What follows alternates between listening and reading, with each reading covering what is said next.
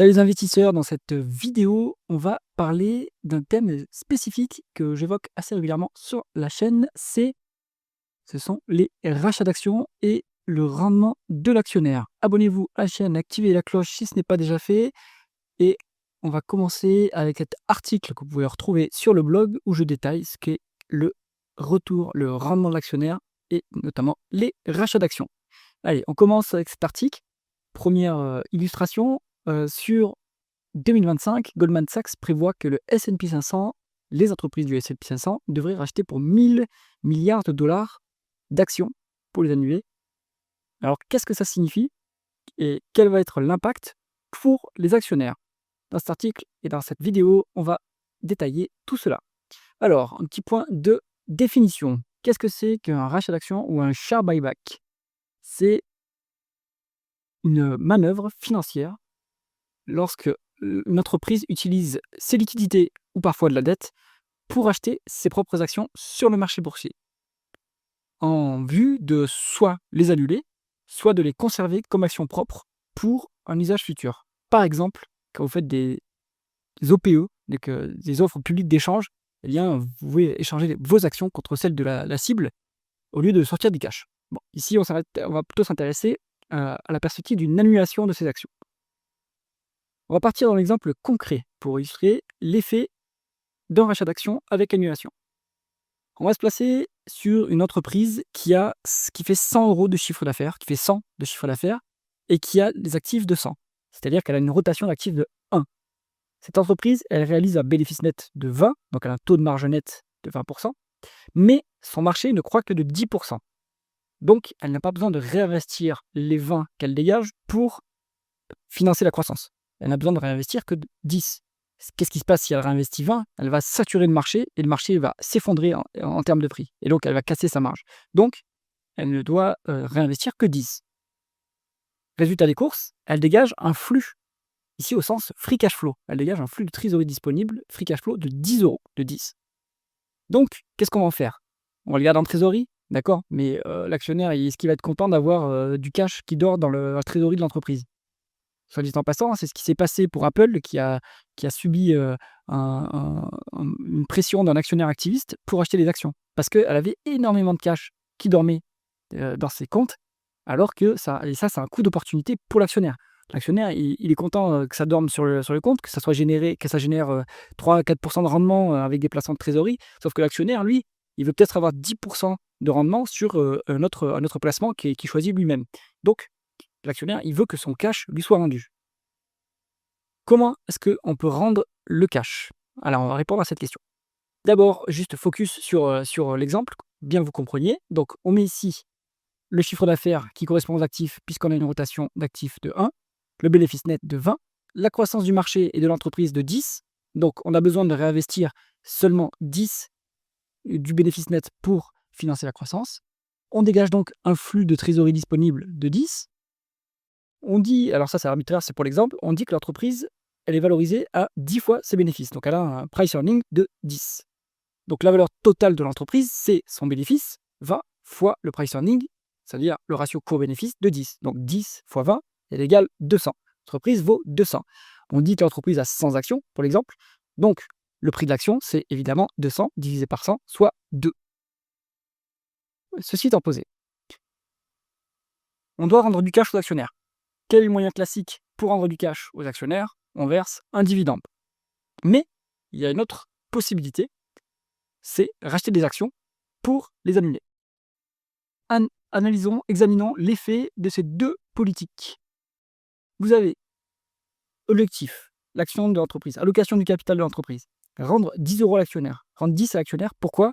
Parce qu'on a un excédent de cash de 10 qu'on ne va pas utiliser parce qu'on n'a pas besoin de réinvestir autant dans l'entreprise. Donc, on va rendre 10 à l'actionnaire. Option dividende. On verse ces 10 de dividendes aux actionnaires. Donc, ça fait 10 de dividendes sur 100 actions. Ça fait 1 centime par action. Résultat des courses, vous avez toujours 100 actions en circulation, on l'a vu plus haut, et vous avez toujours un prix de l'action qui est à 2. Il y a un petit astérisque ici, attention, je l'ai mis ici, j'en parle après. Pour l'exemple, disons que le prix de l'action reste à 2 et qu'on a versé 10 centimes de cash. Donc, l'actionnaire se retrouve avec 2,1 en poche. Il a 10 centimes de cash et 2 € par action. Option rachat d'actions pour les annuler. Objectif, toujours le même, on va rendre 10 à l'actionnaire. On verse pas de dividende, donc 0. En revanche, on rachète l'équivalent de 10 en actions. On sait qu'une action vaut 2, donc on va racheter 5 actions pour les annuler. Donc, on fait 100 moins 5, puisqu'on a racheté 5 actions, ça nous donne 95. Il reste 95 actions en circulation. Résultat des courses, combien vaut une action? Eh bien, on a vu qu'on avait dégagé 20 de bénéfices nets. Maintenant, on n'a plus que 95 actions en circulation, donc il y a 20 sur 95 de bénéfices par action. Et on a vu que le multiple de valorisation, le price earning, est de 10. Donc, on fait 20 divisé par 95 fois 10, ça nous donne 2,1 € par action. Donc, résultat des courses, dans l'option rachat, 0 de cash dans la poche de l'actionnaire, mais une action qui vaut 2,1. Donc, en agrégé, on a la même chose. Dans un cas, option dividende 10 centimes plus 2 €, option rachat 2,1 €. En action, pas de cash. Donc, le résultat est le même. Ici, je vous ai mis un astérisque. Parce que rappelez-vous, lorsque le dividende est détaché d'une action, le cours de l'action s'ajuste du détachement du dividende. Pourquoi? Eh bien, l'entreprise, elle ne sort pas l'argent magiquement. Elle sort l'argent de sa trésorerie. Sa trésorerie est à l'actif du bilan. Quand l'entreprise, elle va puiser dans ses réserves, dans sa trésorerie pour verser le dividende, eh bien, son actif va diminuer du montant du dividende. Et donc, en fait, la valeur d'une action, c'est aussi la valeur comptable. Donc, elle doit s'ajuster. On peut valoriser une action par rapport à ses actifs. Donc, si son actif diminue, le prix d'une action va diminuer d'autant que la diminution de l'actif. On a diminué l'actif pour verser le dividende. Vous avez versé 100 de dividende, eh bien, votre action, elle va baisser de 100 divisé par le nombre d'actions. C'est très logique. Dans l'exemple ici, en fait, ce qu'il faut garder en tête, c'est que on est dans cette dynamique, en fait, ce qui se passe. C'est-à-dire que l'entreprise, on le rappelle ici, elle dégage 20 de bénéfices nets, son marché fait 10 de croissance. Donc, si on réinvestit 10 qu'on doit faire pour garder ses parts de marché, eh bien, le bénéfice net, il va continuer à croître. Donc, en fait, on se place dans une perspective où on est déjà en N+1 ici, où en fait, le réinvestissement sera inclus dans le prix de l'action, en gardant un multiple constant. Alors, c'est peut-être pas hyper clair, et revoyez-le en replay, mais en fait, la logique, c'est qu'en année N+1, si on réinvestit les 10 de l'année précédente, eh bien, en fait, le prix d'action va réaugmenter à ce niveau-là, à multiple constant. Bon, résultat des courses, et de façon simplifiée, entre dividendes et rachat d'actions, l'effet est le même. Sauf que, il y a un petit bémol, c'est que les dividendes, souvent, ils sont plus taxés que le rachat d'actions. Et les dividendes, ils sont plus contraints que les rachats d'actions.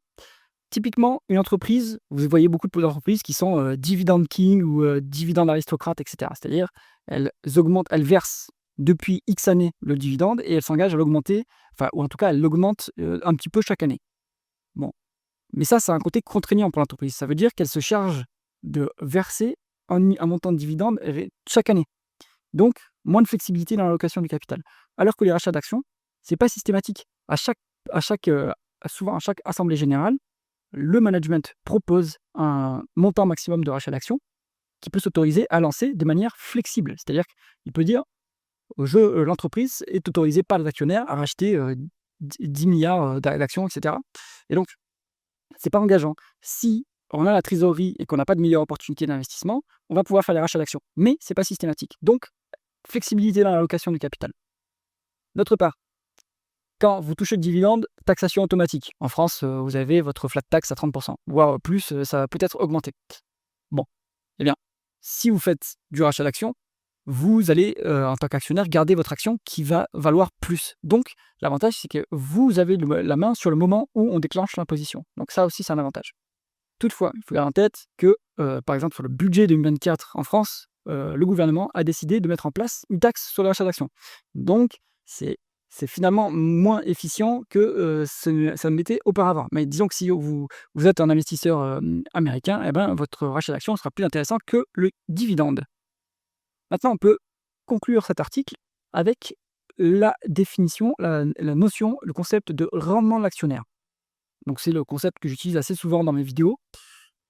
D'abord, on peut calculer ce qui s'appelle le rendement des rachats d'actions, donc le share buyback yield en anglais. Eh bien, ce rendement, ça va être le nombre d'actions rachetées divisé par le nombre total d'actions en circulation. Exemple, on a racheté 5 millions d'actions pour les annuler. On avait 100 millions du nombre d'actions en total en circulation. Eh bien, vous allez vous diviser l'un par l'autre et vous allez avoir un rendement des rachats d'actions de 5%. Et maintenant, vous pouvez donc calculer le rendement total de l'actionnaire. Eh bien, on va prendre le rendement du dividende. Donc l'entreprise, par exemple, elle vous verse un dividende qui a un rendement de 3% et elle fait des rachats d'actions. Eh bien donc, si elle fait le rachat d'actions qu'on a signalé ici, 5%, eh bien donc votre rendement total de l'actionnaire sera de 8%. Conclusion, les rachats d'actions, moi je trouve que c'est plus intéressant et c'est plus optimal que le dividende, parce que ça évite d'être imposé, en fait, quand on ne souhaite pas être imposé. J'espère que cet article vous a intéressé. Si c'est le cas, mettez un pouce vers le haut et abonnez-vous à la chaîne. À bientôt.